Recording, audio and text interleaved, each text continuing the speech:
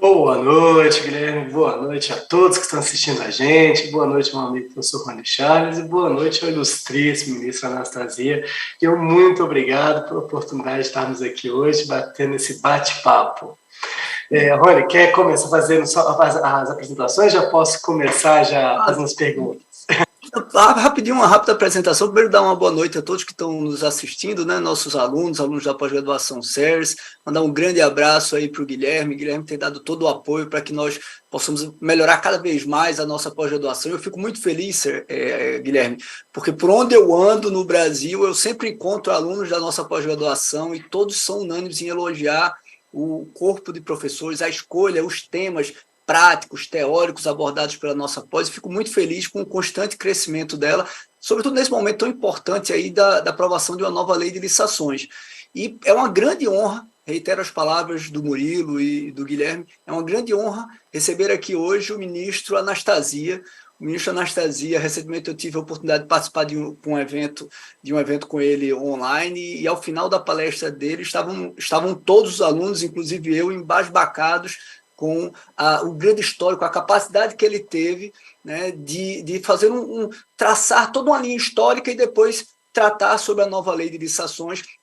E é com essa expectativa que a gente o traz aqui para falar para os nossos alunos, para todos aqueles que estão diante hoje de um momento tão importante para quem atua com direito administrativo, para quem atua com licitações e contratos, que é a iminência dessa mudança de regime jurídico licitatório, né? Algo esperado desde do início da década de 90. Né? Eu e o Murilo, a gente não acompanhou essa mudança na década de 90, nós não temos essa perspectiva profissional e estamos vivenciando muito de perto como isso desloca, movimenta e preocupa também os agentes públicos e privados que atuam com contratações. E ninguém melhor para falar sobre isso para os nossos alunos, para os nossos ouvintes, que o ministro Antônio Anastasia, pela sua experiência, vivência acadêmica, né? O ministro Anastasia é professor da Universidade de Minas, né? É um acadêmico que acabou enriquecendo a gestão pública mineira,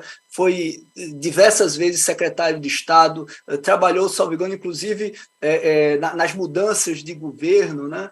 Já que a gente está em períodos de transição, foi várias vezes secretário de Estado, foi vice-governador, foi governador, foi senador da República. Enquanto senador, relatou diversos dos principais diplomas normativos de direito administrativo que a gente estuda hoje, como a LINDB. Né? A LINDB tem lá a digital do ministro Antônio Anastasia e o projeto da nova lei de licitações. Então, é uma grande honra recebê-lo, ministro, é uma grande honra recebê-lo para tratar com os nossos alunos, né? E muito obrigado pelo aceito ao nosso convite para estar conosco hoje.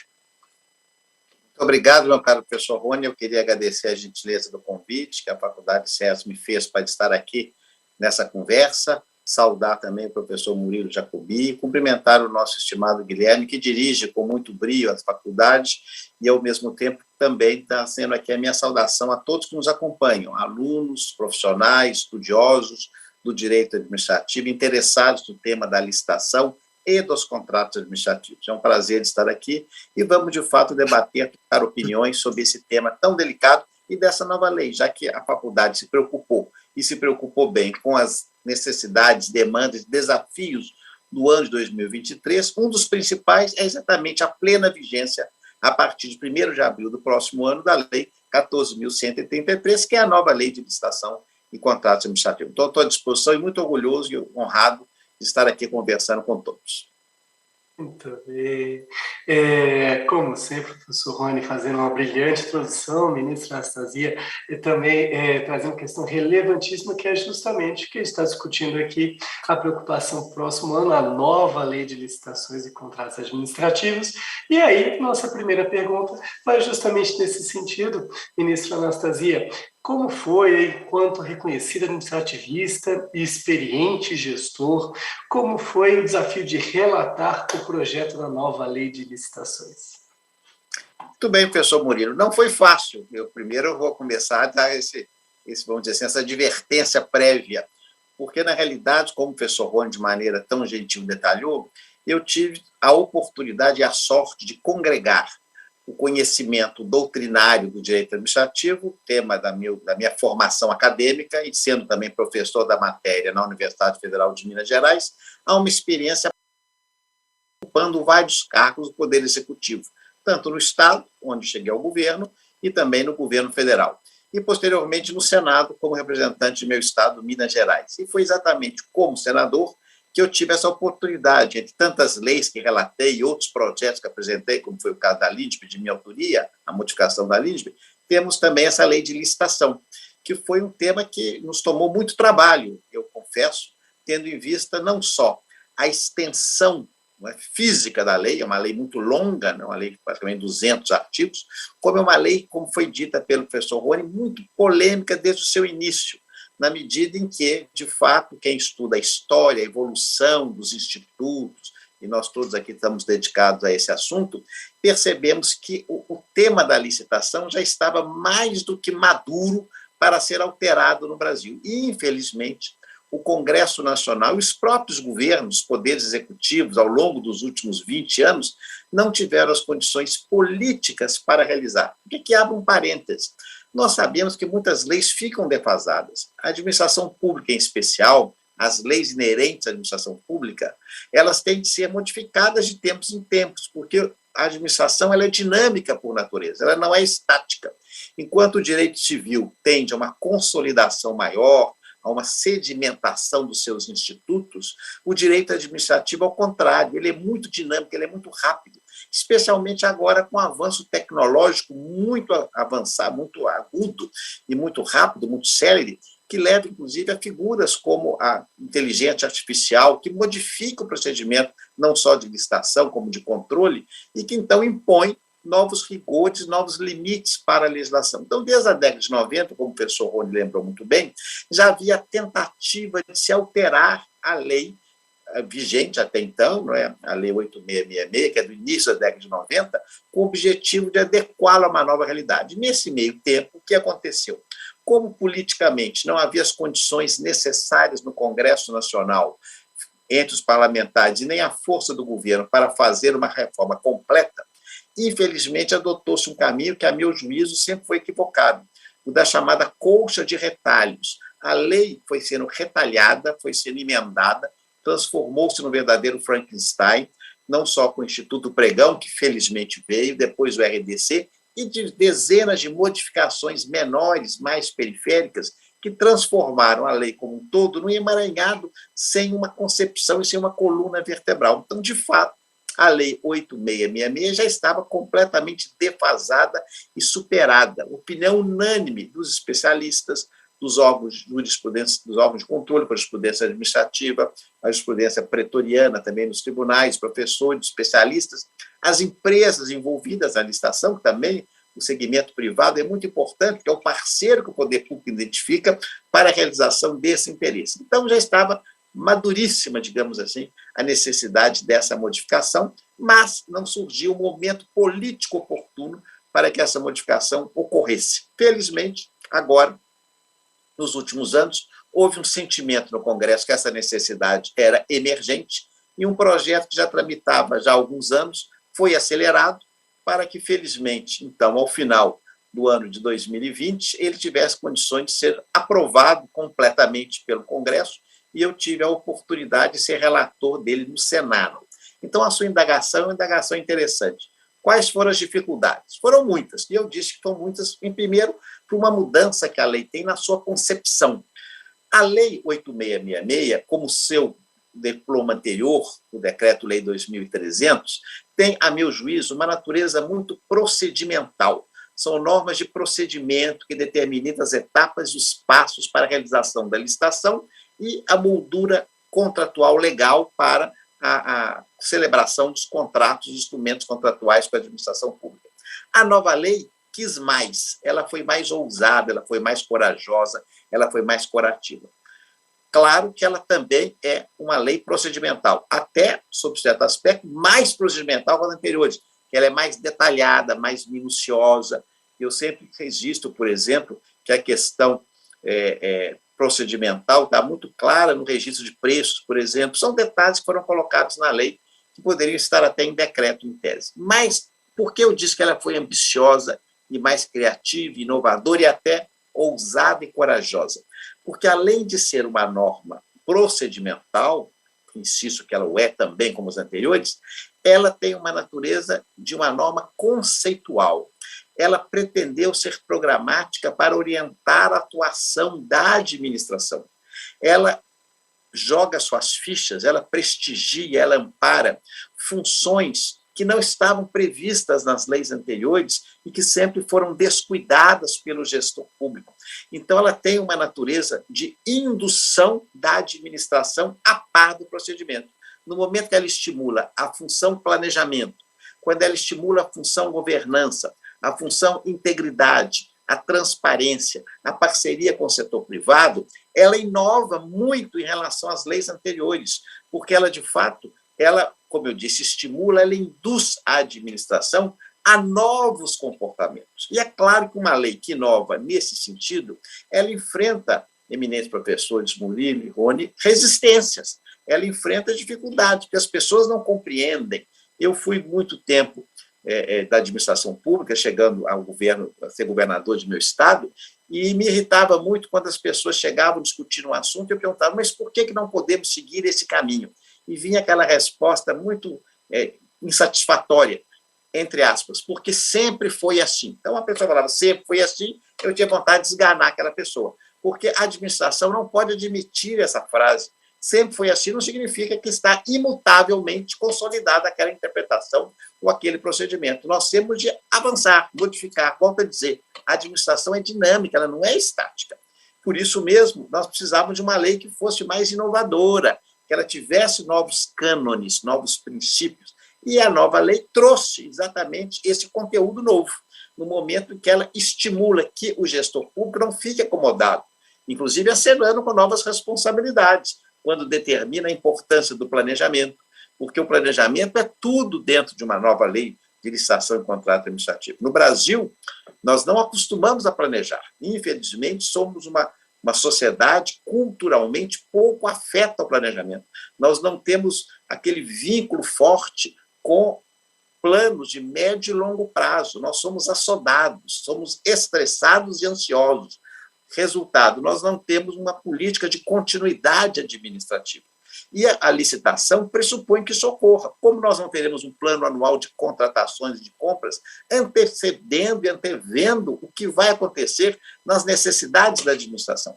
É claro que outro problema que a lei deu, relativo a esse, por isso agora menciono, é o reconhecimento que, sendo uma lei nacional, como ela o é, inclusive uma outra dificuldade, a discussão sobre ser normas gerais ou não, que eu nem vou entrar nisso aqui, porque é uma questão mais doutrinária e um pouco bizantina, porque não adianta discutir, porque é uma discussão que veio da lei anterior e ela acaba sendo uma lei nacional mesmo, ainda que de normas gerais, mas muito detalhada e procedimental, como eu disse.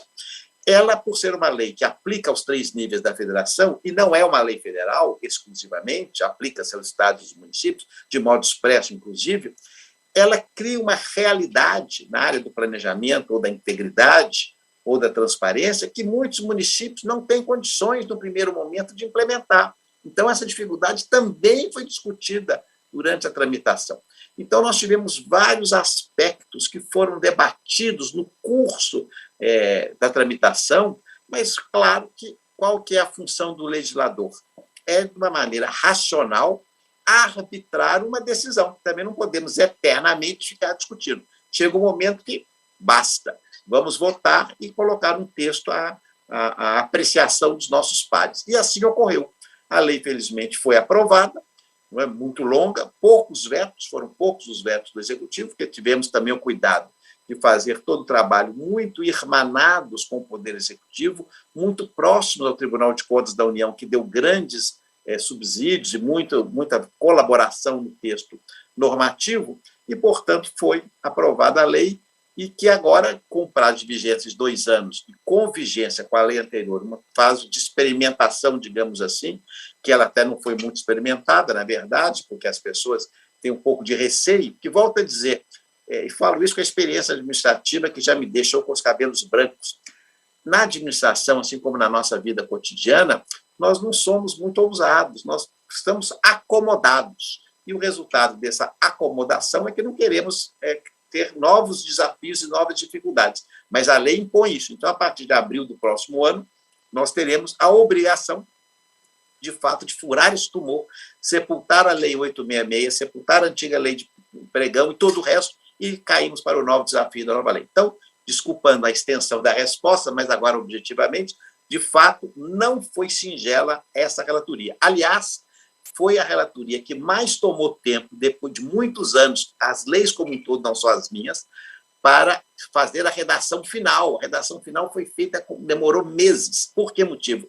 Porque tinha de ser muito esmerada para não haver conflito com o texto que veio da Câmara, exatamente refletindo o anseio e a vontade do legislador. Felizmente foi aprovado, e agora nós temos esse texto já bem estudado, já bem debatido, para sua vigência a partir do dia 1º de abril do próximo ano. E encerro, então, somente dizendo que eu fui relator de projetos muito complexos.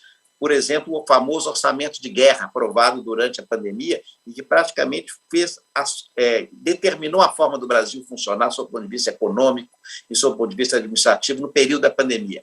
Mas foi um projeto mais curto, ele não teve um debate tão longo, tão complexo, e não tinha tantos assuntos como a lei de licitação. Então, eu poderia dizer que talvez essa lei, pela sua extensão, pela sua majestade, por esse conteúdo inovador, tenha sido, no meu período no Senado, talvez a lei mais complexa que eu tive a honra de relatar. Fantástico, ministro, fantástico. E impressionante, o senhor, em um mandato enquanto senador, tem a autoria, a participação direta em mais projetos relevantes do que talvez a grande maioria daqueles parlamentares que passaram por aquela casa, né? Então, meus parabéns. Eu cito duas, além do orçamento de guerra, que é a LINDB e a nova lei de licitações, que marcaram o nosso direito administrativo, estão certamente entre as 3, 4 leis mais importantes do direito administrativo nos últimos 8, 10 anos, né? Então, parabéns por essa experiência e por essa contribuição para o Estado brasileiro. Mas, ministro, o senhor falou sobre a questão da implementação, né? Esse desafio, agora em abril, Lei 866, Lei do Pregão, Lei do RDC estarão revogadas, né? Acaba esse prazo de experimentação que não está sendo bem experimentado, né? O pessoal está ainda titubeante, né? Recalcitrante em usar a nova Lei de Licitações, mas vai acabar. E a partir de abril, a nova lei de licitações vai ser obrigatória para quase que toda a administração pública federal, estadual e municipal, né? Aliás, será para todos, tirando as estatais. Apenas pequenos municípios têm algumas regras que vão ter um prazo maior para adaptação. Diante dessa iminência, né, fim do prazo de aplicação da 866, Lei do Pregão, RDC, e obrigatoriedade de aplicar a nova lei, como o senhor tem visto a implementação dessa nova lei pelos órgãos públicos a nível federal, estadual e municipal? Recentemente, até o ministro Benjamin Ziller fez uma observação disso em sessão, né? Como o senhor tem visto isso? Eu acho que nós já estamos maduros, prontos, preparados para essa nova lei? Meu caro professor Rony, primeiro agradeço as palavras que me dirigiu. De fato, eu tenho muita satisfação e orgulho de ter contribuído muito para novos temas jurídicos. Aliás, o Jota recentemente fez um retrato disso e demonstrou o meu esforço no Senado, fruto do trabalho coletivo, nunca só meu, claro. Mas essa sua indagação é muito importante. Eu tenho um certo receio, lhe confesso aqui, da vigência plena da lei. Nós tivemos, nesse período, dezenas, se não centenas, de cursos, eventos, qualificação, formação de profissionais para estarem preparados para a nova lei. Mas nós sabemos que, apesar que não houve uma revolução, aliás, aqui conta um fato interessante, um pequeno parênteses, a lei foi aprovada ainda no período da pandemia. Então, logo depois da sua aprovação, no início de 2020, no final de 2020, nós tivemos alguns debates sobre alguns debates sobre a lei. A primeira que fiz foi com alguns alunos da Fundação Getúlio Vargas, altamente qualificados, e eles logo fizeram uma crítica. Mas nós estamos vendo aqui que os institutos são os mesmos. Eu falei, claro, a lei não é revolucionária, ela não pode sepultar todos os institutos que haviam. Os institutos são modificados e aperfeiçoados, mas eles não são totalmente novos. Alguns são, mas a maioria do procedimento, grosso modo, é o mesmo, que também, senão, seria sepultar tudo que existisse e nós mataríamos a doutrina de jurisprudência, seria, sim, uma temeridade, um risco imenso. Então, nesse caso, há uma sequência que vem de longe, aliás, não é tão recente assim. Então, desse modo, nós não teremos assim algo completamente inovador, mas com esse novo critério da lei, que eu insisto e reitero aqui, que ela tem um caráter muito mais criativo, conceitual, de indução, com novos institutos, como planejamento, integridade, transparência e governança em especial, isso vai criar um incômodo na gestão pública. Eu acredito que já há, no caso federal, uma certeza que da implementação imediata pelo preparo, pela qualificação, pelos meios à disposição da União Federal, do governo federal, para a realização desse trabalho. Mas não posso repetir isso a todos os estados federados, claro que a maioria dos estados tem condições integrais da sua aplicabilidade, mas um ou outro pode ter dificuldade, e nos municípios, mesmo os municípios grandes, eles vão ter dificuldade. Nós damos exemplo. A própria lei exige, como agentes na área da licitação, de 10 a 15 pessoas para um procedimento simples, desde a autoridade superior, que é o ordenador de despesa, até o fiscal do contrato.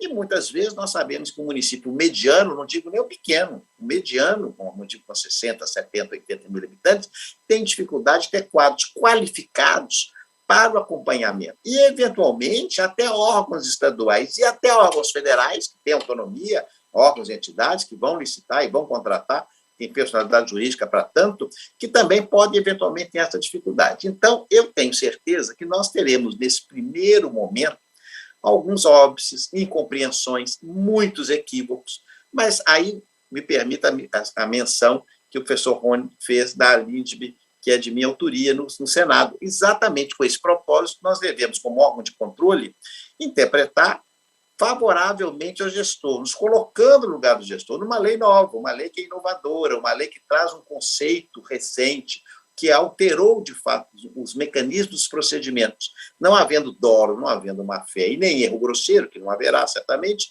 nós teremos de ser apaziguadores e preventivos, com as orientações necessárias para que as pessoas tenham segurança na sua aplicação. Porque o que seria muito desagradável e muito negativo é que a lei gere medo. A lei não pode gerar medo, porque essa figura do chamado apagão das canetas, do código do fracasso, da insegurança jurídica, já é um pesadelo.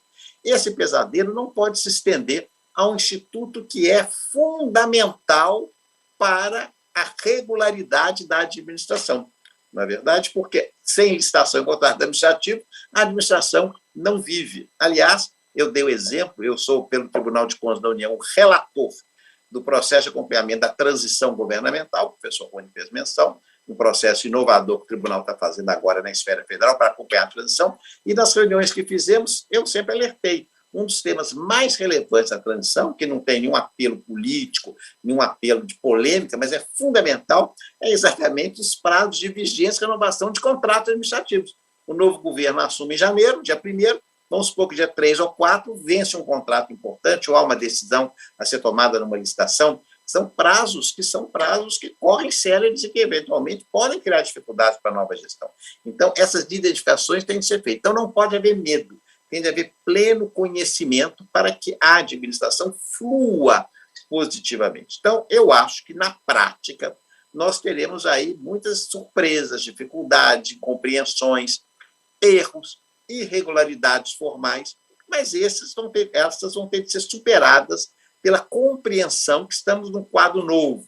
Por isso, esse esforço do setor público e do setor privado de qualificar os gestores. Uma das grandes inovações da nova lei é exatamente o propósito da qualificação, a criação da segregação de funções, as funções por competência, distinguir quem faz o quê, quem é responsável por qual área. Claro, insisto e confesso, sei que talvez não seja a realidade de todas as entidades governamentais, mas há essa necessidade de nós, pelo menos, aperfeiçoando essa questão das competências, poder saber quem faz o quê e quem é responsável por qual etapa do procedimento licitatório. E isso vai qualificar as pessoas e vai dar a essas pessoas, de fato, mais coragem, mais condição, mais segurança para decidir. E é claro que o processo de uma lei nova, com a dimensão que tem a Lei 14.133, é um processo de amadurecimento. Não será num passe de mágica da noite para o dia que a lei vai ser instalada sem polêmica, sem confusões e que vai funcionar de maneira perfeitamente regular. Nós somos realistas e sabemos que haverá uma fase também de adaptação. Não só esse período bienal que durou para que a nova lei entrasse em vigência para ser testada, mas que, lamentavelmente, no todo não foi, por acomodação e até por um certo temor, e agora sim, não haverá mais essa fase de transição. É plena vigência e eficácia da nova norma. Mas, nesse período, é óbvio que nós vamos ter também de quebrar a cabeça com soluções concretas para situações novas que decorrem da nova lei. Então, é claro que esse receio existe, mas eu tenho otimismo que nós vamos superá-lo sempre com boa fé, com serenidade e, sobretudo, com aquilo que eu insisto muito na gestão pública brasileira, com bom senso. Havendo bom senso, nós vamos superar essas dificuldades. Ministro, mas excelentes ponderações que o senhor fez. Eu pegaria 3 pontos que eu acho que foram, dentre os vários pontos relevantes que o senhor trouxe, essa filosofia da nova lei, né? Essa questão da lei, o senhor pontuou, ela é procedimental, mas ela traz muita inovação no conceito de projetos, de transparência, de governança, e eu tenho brincado em sala de aula que são características que praticamente programáticas, né? É aquela necessidade de a gente dizer que a gente não está fazendo bem o bastante e precisamos melhorar sempre, né? E pegando a sua fala, que a gente fala, né? Eu sempre fiz assim. Ok, você sempre fez assim, mas você nunca fez bom o bastante, porque se fizesse, as contratações não davam problema, nós tínhamos sempre bons prestadores de serviço, e é natural essa necessidade que a gente tem. Eu acho que isso, a lei fez um papel brilhante de dizer, olha, nós temos o horizonte ainda mais longe, né? Nós temos que cavalgar um pouco mais para chegar onde a gente precisa, e isso, pela construção da lei, é algo eterno, né? Você sempre fazer uma gestão do risco do contrato, tentar evitar os riscos futuros, as novas ocorrências, o planejamento que o senhor trouxe, eu acho que isso faz essa mudança de filosofia. E apesar da mudança, como o senhor pontuou, não ter sido radical, né, nos procedimentos, na estrutura, né, e eu confesso aqui que tive o privilégio de dividir o palanque com o professor Marçal Justin Filho, e ele falava, quando começou a tramitar a lei, ele criticou a lei. Mas continua sendo do mesmo jeito, temos referência, precisa de preço, edital. Aí eu pensando comigo, né, de vontade de falar para ele, mas olha, eu confesso que eu não consigo ver como você compra algo sem pensar no que você quer, ver quanto custa e depois buscar no mercado a solução. Então, eu não consigo pensar no processo licitatório ainda, e aí pode ser uma limitação minha, né? A gente já tem falado em marketplace, as inovações que vão precisar de um novo regime legal para poderem ser implementadas, mas eu não consigo pensar esse avanço sem passar por esses passos necessários, né? E aí, a segunda questão que o senhor trouxe, a questão da sensibilidade dos órgãos de controle, né? Não só os tribunais de contas, e aí o Tribunal de Contas da União tem um papel espetacular de orientar e de ser referência para os tribunais de contas estaduais e municipais, mas os órgãos de controle interno, né, os órgãos de controle, as procuradorias, até a oposição do jurídico dentro do órgão público, que não é um órgão de controle, mas assessora, dar esse apoio, essa coragem para tentar soluções diferentes nesse novo regime, né? A pior coisa que a gente, pelo menos na minha visão, que podemos ter nesse momento, é a gente ficar querendo tapar os buracos ou superar as dificuldades da 14133, trazendo 8666 de volta. Né? Aí é pior do que a coxa de retalho, né? Realmente é o legítimo Frankenstein, pegar pedaços diferentes e que tem objetivos diferentes. E aí, nessa linha, ministro, a gente também pegando para os nossos alunos e para tantos profissionais que atuam na área de licitação e cursam nossa pós, qual a sua impressão sobre a atuação dos agentes públicos e privados diante da obrigatoriedade da 14133 a partir de abril do ano que vem? Professor Murilo, primeiro cumprimentando pela sua locução também perfeita e comungo totalmente, até também estranho quando muitas pessoas falaram, me permita a sua resposta, que nós devíamos radicalizar na nova lei de licitação. É impossível fazê-lo, porque como é que nós vamos fazer, nos cânones constitucionais que nós temos no Brasil, um procedimento republicano sem um edital de chamamento? Não vejo como, não é? Não podemos fazer como atrás da porta um chamamento secreto. E também nós não temos como fazer, por outro lado, uma situação totalmente privada, como se fosse uma compra no mercado, totalmente livre, como eventualmente é o modelo norte-americano, porque nós temos princípios constitucionais que determinam regras de igualdade perante distância que nós não podemos modificar. Então, acho muito difícil, nesse momento, essa plena revolução radical, digamos assim. Então, o ponto, avançamos aonde podíamos, isso é um ponto muito relevante. Eu acredito que tanto o setor privado quanto o setor público, eles estão muito envolvidos nessa modificação da norma, estão entusiasmados, porque, como eu disse no início, houve um desgaste da Lei 866 durante esse período de 20 anos. E esse desgaste, infelizmente, ele foi ocorrendo há quase 30 anos, na verdade, então ele foi ocorrendo, e não vou dizer que desmoralizou a lei, mas tornou a lei, de fato, muito enfadonha, muito pouco dinâmica e, mais do que isso, inapropriada às novas necessidades. Então, a lei nova vem com esse objetivo. Ela é até criticada, a lei nova, a 1453, por prever muitos regulamentos. Ela prevê quase 40 e tantos, 50 vezes, ela fala a palavra regulamento, porque uma norma de direito público, ela é suscetível de regulamentação. E tem de ser assim mesmo, nós vamos regulamentá-la, porque não podemos antever, é sempre bom lembrar isso aos alunos que nos acompanham, que gostam de direito público, de que a norma de direito privado independe de regulamentação. Ninguém nunca viu regulamento do Código Civil, e nem nunca verá, que é a vontade das partes que supre essa necessidade. No caso do poder público, a vontade da parte não existe. Existe, de fato, a determinação da prevalência do interesse geral, que se faz por meio do ato administrativo, que deve ser objeto de uma regulamentação. Então, nesses casos, nós temos uma lei que vai ser mais regulamentada também. Então, é claro que há, digamos assim, uma certa ansiedade. E, em termos de ansiedade, ou de termos de inovação, que o setor privado aguarda com muita expectativa, eu poderia citar, talvez, aquele que tenha sido, talvez venha a ser, né, que não está aplicado ainda, o dado mais revolucionário, mais inovador da norma, que é exatamente a expansão do seguro-garantia para uma função do performance bond, como no modelo norte-americano, determinando que, pelo menos nas obras de grande vulto, no primeiro passo, nós tenhamos a contratação de empresas de seguro que vão garantir a conclusão da obra ou a conclusão do contrato de serviço ou de fornecimento, ou seja, o que for, as suas despesas.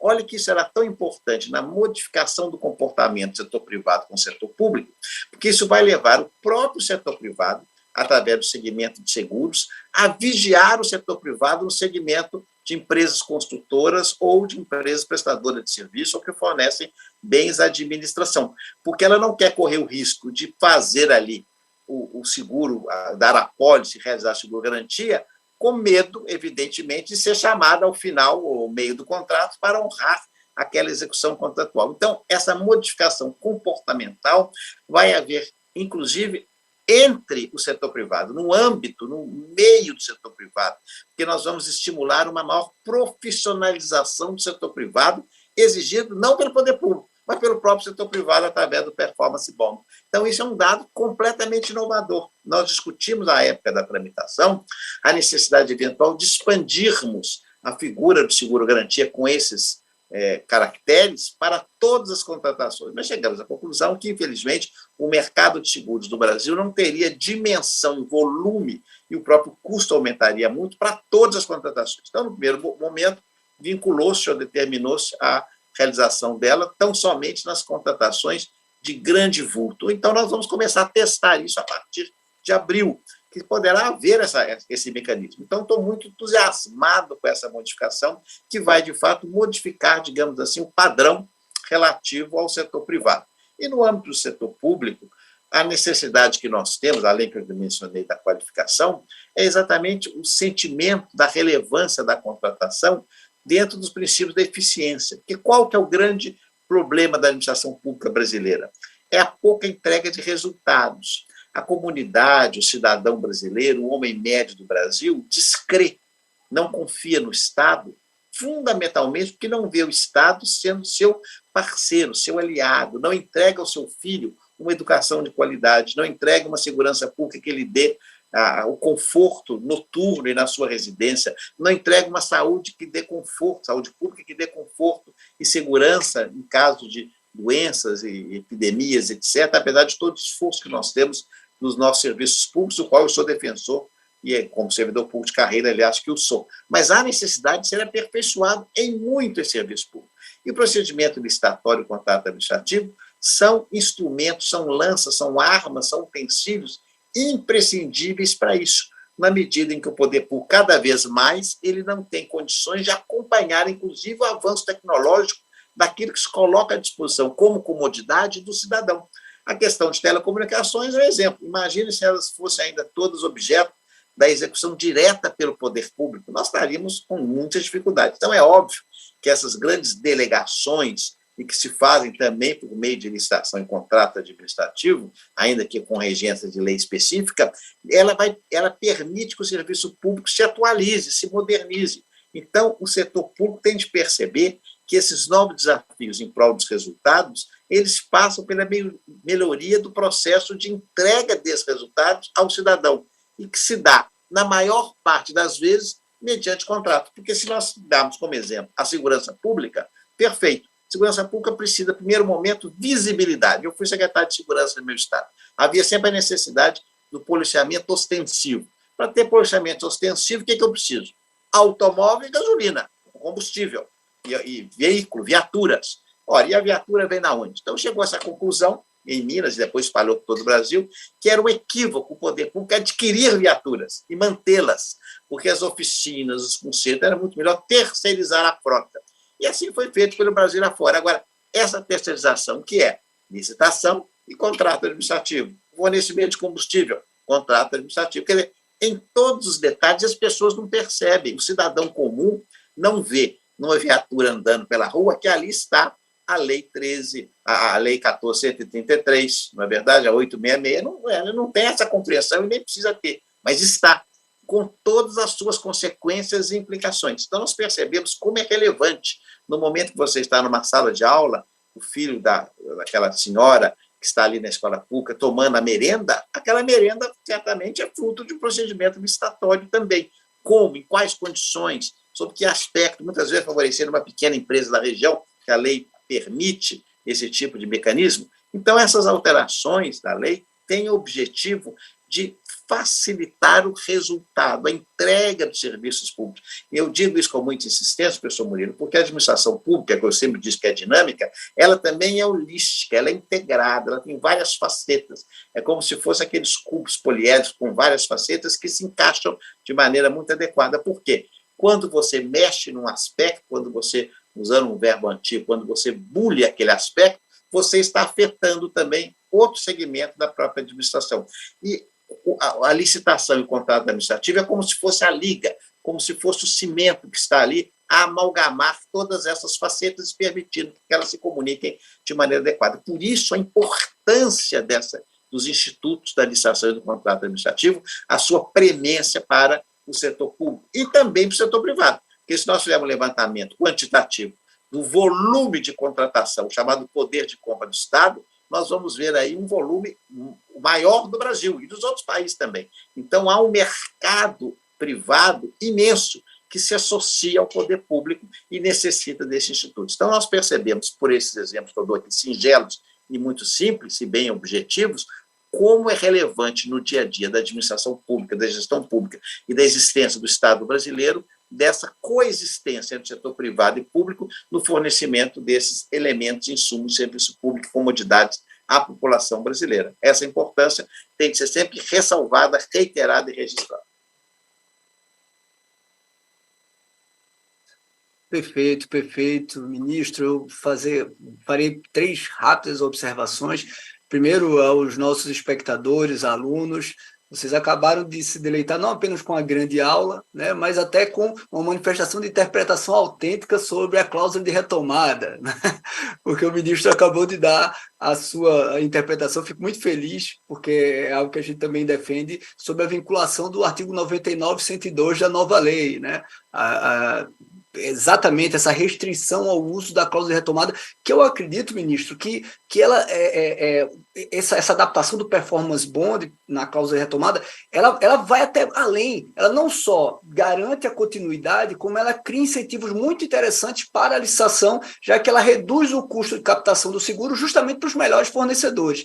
Então, de certa forma, a administração pública está ganhando um reforço na análise de habilitação e terá também um reforço na gestão de fiscalização contratual, porque a seguradora, obviamente, ela não quer que o sinistro ocorra, né? Então, está aí uma das uma das ferramentas interessantíssimas. E aí, o meu segundo ponto, eu tenho dito muito aos meus alunos, hoje mesmo estava dialogando online com queridos profissionais do Tribunal de Justiça da Bahia, que a nova lei, a grande riqueza dela, talvez seja justamente nas diversas ferramentas que ela possui, como a cláusula de retomada, que podem servir a diversos desafios que nós vivenciamos.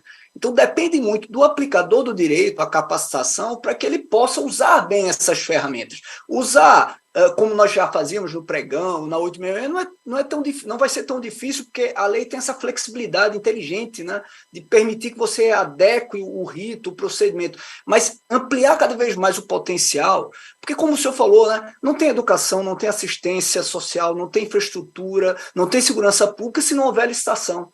É necessário, uma atividade meio essencial para que qualquer uma das atividades finalísticas do Estado se exerça, se ocorra.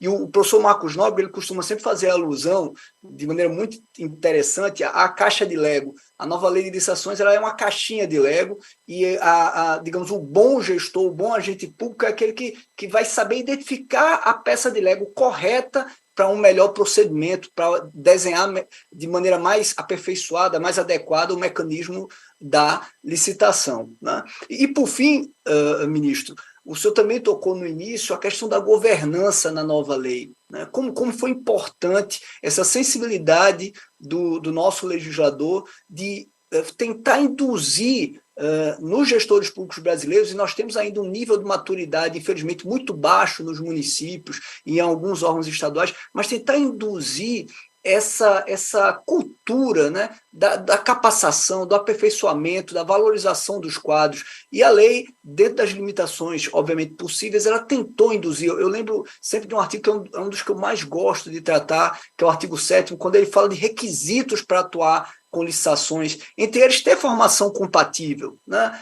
Então, ministro, eu gostaria que o senhor tratasse um pouco, falasse um pouco, sobretudo, temos diversos alunos ou profissionais que às vezes estão buscando uma qualificação, uma pós-graduação. Eu vejo que a nova lei ela traz desafios, como foi dito no início, né? A mudança traz desafios, mas a mudança traz também muitas oportunidades, né? A mudança traz muitas oportunidades. E isso encaixa muito bem com essa indução muito corretamente feita pelo legislador de uma boa governança, de uma boa capacitação, de uma boa preparação dos agentes públicos que atuam na área de licitações, né, que precisam ter, entre outros requisitos, o requisito técnico de formação compatível. Então, como o senhor acha que devem os profissionais, seja do setor público ou do privado, encarar esse processo de mudança? Professor Rony, nós convergimos integralmente nas suas observações. Eu acho que nesse aspecto final da questão dos agentes, os envolvidos, não só os agentes públicos, mas também os profissionais do setor privado que vão se dedicar ao preparo da apresentação das propostas, depois na execução dos contratos administrativos, o fundamental é a palavra-chave, é qualificação, é preparo, é estudo, é conhecimento, e sem receios, porque eu volto a dizer, no momento que nós temos um gestor medroso, amedrontado, receoso, timorato, ele não vai conseguir decidir, não é verdade? Então, ele tem de ter muito sangue frio, consciência plena, segurança e, sobretudo, bom senso, eu insisto muito nessa expressão, para tomar a decisão adequada. E vou lhe contar ainda mais, eu acho que eu mencionei no outro evento que fiz com vossa participação, que eu fui procurado no curso do projeto de lei, já no Senado, na sua fase final, quando discutimos que a norma estava muito regulamentar, estava em excesso regulamentar, os servidores de alto escalão foram me procurar dos estados, dos tribunais, especialmente do Executivo Federal, pedindo a mim, senador, pelo amor de Deus, mantenha, porque nós vamos sentir mais seguros se a norma for mais detalhada, não der muita discricionalidade, o que deveria ser o oposto, em tese, né? Porque é claro que no momento que a norma abre opções para o administrador, ele fica mais à vontade. Mas no Brasil criou-se um ambiente, tanto receio e de tantos temores, que, de fato, o administrador prefere ficar escrevendo no papel quadriculado para ficar vinculado exatamente àquilo que a norma determinou. E assim ficaram vários aspectos da lei. Isso não é ruim, mas não é o ideal também, claro, porque o correto seria permitir ao gestor, numa lei mais genérica, e depois nos regulamentos procedimentais, um detalhamento maior, levando ao caso concreto. Mas, para isso, numa hipótese ou na outra hipótese, mesmo havendo essa previsão regulamentar e mesmo a lei já sendo procedimental por si mesmo, ele tem de ter o conhecimento da norma,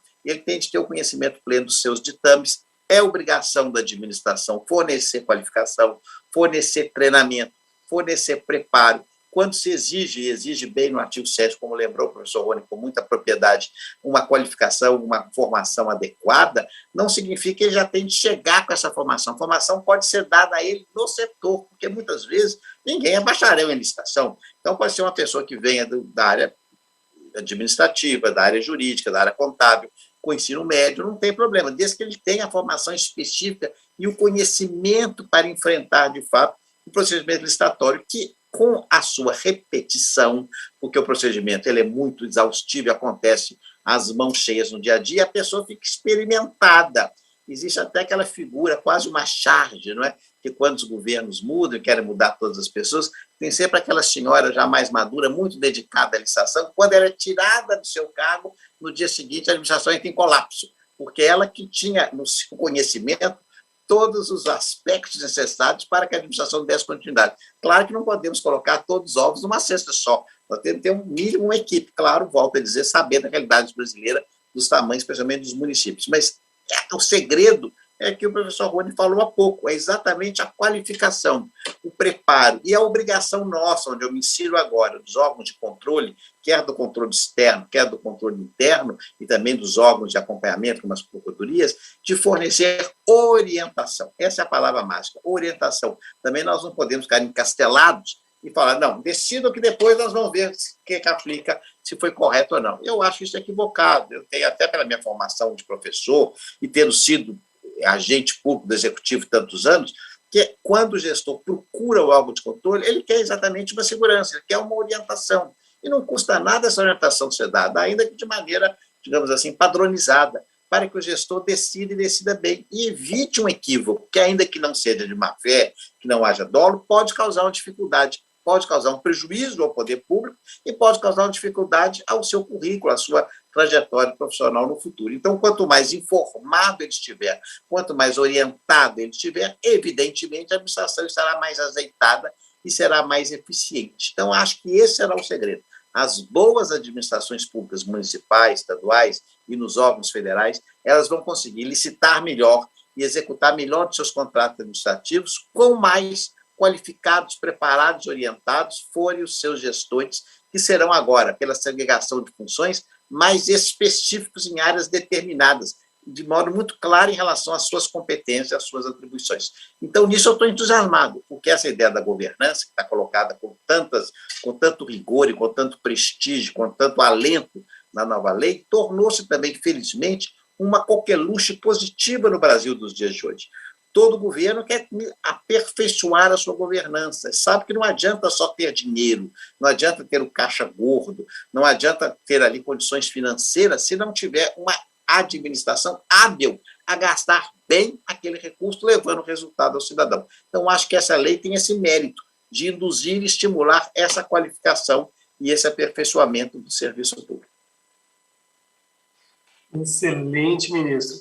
É justamente isso, uma maneira que a gente sempre traz, a importância da capacitação. Justamente, a gente trata de uma lei nova, uma lei que traz novidades, não é a revolução, como o senhor contou, mas a lei que traz muitas novidades para permitir que a pessoa use ao máximo a lei. Ou, nas palavras do professor Marcos Nobre, que o professor Rony trouxe aí, que saiba montar, usar a melhor peça de Lego ali para conseguir trazer a melhor solução para a administração pública, que foi, como o ministro Anastasia apontou, a busca pela eficiência, né? A busca pelo melhor resultado.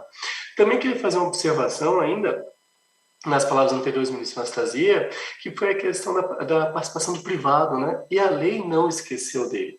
A lei trouxe vários novos direitos e resguardos para o privado nessa nova realidade, né? Regras muito mais claras sobre a cronológica de pagamento, regras muito mais claras sobre reequilíbrio, como conceder, reajuste, repactuação, Então, tem uma norma que também trouxe a certa cautela com o privado que está nessa relação com a administração pública, que naturalmente é desafiadora, conhecer e se adaptar a essa burocracia que a administração pública traz para pagar, para receber, prestar o serviço, é um desafio, mas como o ministro apontou, é um nicho extremamente relevante para a economia pública, a economia do país, perdão. Então, para a iniciativa privada, é muito interessante que isso seja informações que saiba, que ele consiga usar, onde ele consiga ficar seguro, prestar o melhor serviço para a administração pública, que no final é o que a gente quer, né? Um serviço público prestado com qualidade, através de bons fornecedores prestadores de serviço para a administração pública por um preço justo, né? Dentro desse cenário. Pois não, professor. Eu acredito que a gente já está se aproximando, né, do final, até por conta do tempo, haverá uma outra palestra logo após, e a equipe, muito provavelmente daqui a pouco do SERS, vai entrar para informar. Acho que a gente só tem, no máximo, uns 10 minutinhos antes de iniciar a próxima turma. Eu quero aproveitar para, além de mandar um abraço para os alunos, antes de passar para as palavras finais, né, do ministro e do professor Murilo, eu quero agradecer a todos os alunos que têm acompanhado, né? Como a aula EAD, a gente acaba conhecendo pessoalmente pelo aeroporto, quando está em algum evento presencial, então, por favor, façam questão. Um dia desse, ministro, eu estava num evento presencial, e aí um aluno que estava lá disse, eu faço a pós-EAD com você. Eu falei, puxa, que coisa boa. Aí o outro disse, eu também faço. Eu falei, que legal. Aí, quem mais faz? 60% do evento fazia a nossa pós-EAD, licitações e contratos, né? E tem sido um sucesso realmente muito impressionante, e isso graças também a todo o apoio da equipe SERS. E aí eu quero enaltecer muito, agradecer ao Guilherme, a Andréa, a Jana, a Laís, a Carla, enfim, a toda a equipe que se esforça tanto para a gente tentar dar aos alunos uma pós-graduação atual, bem atualizada, né? As aulas são semestralmente atualizadas sobre a nova lei de licitações, sempre abordando a questão teórica, mas também a questão prática, né? E o SERS está sempre cobrando, né, Murilo, para que a gente faça alguma coisa diferente, para estar sempre inovando em relação à nossa pós. Então, amigo Murilo, eu já com isso eu me despeço e agradeço enormemente o ministro Anastasia pela sua presença. Ministro, é uma grande honra. Novamente eu saio embasbacado, né, com a sua apresentação, excelente apresentação, consegue de uma maneira muito, muito didática, né, falar sobre o tema, e a gente vai passeando nas suas palavras, né, na história que é mesclada ao aprendizado de conceitos jurídicos. Isso é um dom, parabéns, certamente foi pela experiência na academia, parabéns por essa desenvoltura, né? Então, quero agradecer à equipe SERS, a todos os alunos, e passo a palavra ao amigo Murilo, para depois ele passar ao ministro Antônio Anastasia, e nós podermos, então, finalizar o nosso evento sobre a nova lei de licitações.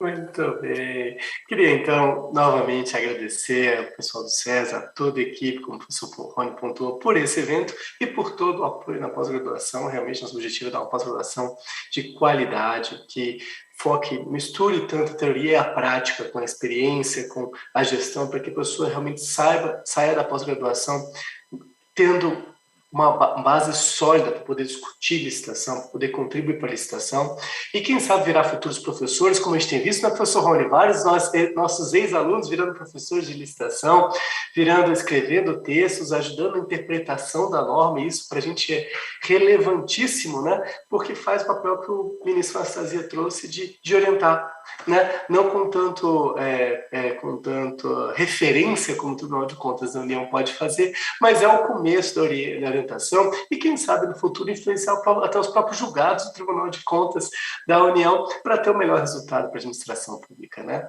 Então, muito obrigado ao SERS, muito obrigado ao meu amigo professor Rony Charles, e muito obrigado à ministra Anastasia. Realmente uma enorme satisfação poder ouvi-lo, poder estar aqui nesse momento, compartilhar, aprender, absorver esse conhecimento que foi muito relevante para a gente. Ministro, passo a palavra para o senhor e, novamente, muito obrigado. Muito obrigado, meu caro professor Murilo, queria cumprimentá-lo, agradecer muito as suas palavras, muitas palavras do professor Rony Charles, que são ambos com um coração muito generoso. mas eu quero cumprimentar a Faculdade SERS por essa iniciativa, não só desse tema específico, porque no passado, quando eu era aluno de Direito Administrativo, 40 anos atrás, falar de licitação, contrato administrativo, era muito árido, não é? Interessante que era uma coisa até um pouco estanque, muito fechada, cilíndrica, não tinha a dimensão que tem hoje, o poder público contratava muito menos, e a execução direta era muito maior. Então é interessante como isso mudou ao longo dessas 4 décadas. E hoje o dia a dia da licitação do contrato administrativo está no nosso cotidiano, na nossa labuta, na nossa faina do cidadão brasileiro. Então, eu fico muito satisfeito, acho muito importante a qualificação, quero cumprimentar a todos que nos acompanham aqui nesse evento, agora e posteriormente nas gravações, porque o autopreparo, a qualificação, depende muito da vontade do profissional, do aluno, em ingressar nessa seara, que é um segmento muito amplo, muito vasto, como eu disse, que tem oportunidades tanto no setor público quanto no setor privado.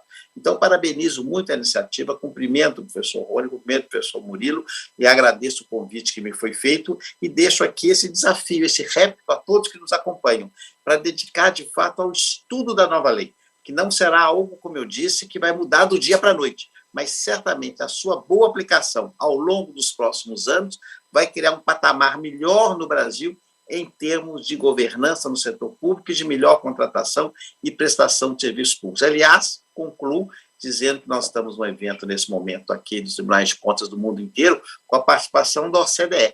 E a Organização dos Estados Desenvolvidos, que é a OCDE, que é onde o Brasil pretende participar, tem pelo tema licitação um foco, uma dedicação imensa, e acompanho com muita satisfação essa evolução legislativa no Brasil e essa nossa dedicação a ele. Então, muito obrigado, parabéns a todos, espero que continuem se dedicando a esse tema, que certamente significará individualmente para cada qual uma profissionalização melhor, mas também ao Brasil como país, um avanço e um progresso melhor para o nosso desenvolvimento. Muito obrigado a todos. Muito obrigado, ministro. Boa noite a todos. E com isso a gente encerra o nosso quadro, o nosso bloco sobre os desafios de 2023 com a nova lei de licitações. E passo agora ao Guilherme, o pessoal do estúdio, que já nós teremos o segundo bloco com a doutora Jane. Estava aqui acompanhando vocês. Prezado ministro, ilustre ministro, foi uma honra absoluta poder escutar quem participou tão diretamente, tão decisivamente para esse marco. É justamente isso que a gente quer trazer na faculdade, professor, ter essa união entre a teoria e a prática que realmente transforma o dia a dia. E como o ministro falou muito bem, quando a gente está no mercado, quando a gente está comendo quando a criança está comendo uma merenda na escola, tudo isso é a execução do trabalho que é feito lá nas casas legislativas e que a doutrina aqui contribui tão bem. Muitíssimo obrigado, foi uma honra absoluta.